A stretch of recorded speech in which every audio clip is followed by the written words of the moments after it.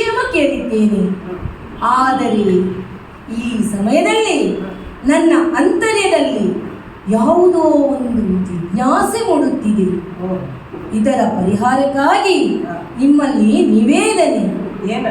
ಅದು ಮತ್ತೇನಲ್ಲ, ಸತ್ಯ ಮತ್ತು ಧರ್ಮದಿಂದ ಧರಣಿಯಾಳುವ ಅರಸರಲ್ಲಿ ಶ್ರೇಷ್ಠರ್ಯಾರು?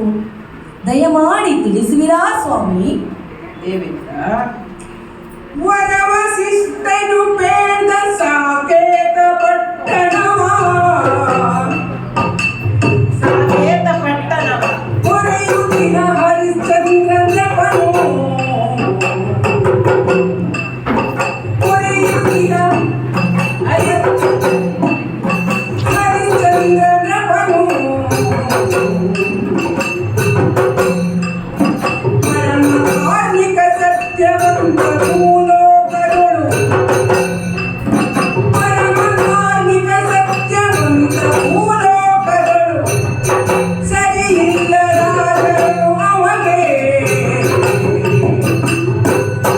ವರವಸಿಷ್ಠನು ಬೇಡ ಸಾಕೇತ ಪಟ್ಟಣವ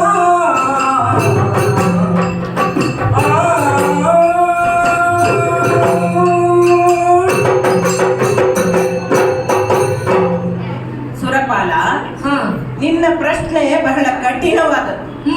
ಆದರೂ ಪ್ರಶ್ನೆ ಬಂಜೆಯಾಗಬಾರದು ಎಂಬ ಕಾರಣದಿಂದ ನನ್ನ ಅಭಿಪ್ರಾಯವನ್ನು ಅನುಭವದ ಆಧಾರದ ಮೇಲೆ ನಿನ್ನ ಮುಂದಿಡುತ್ತೇನೆ. ಆಲಿಸಿ ಕೇಳು.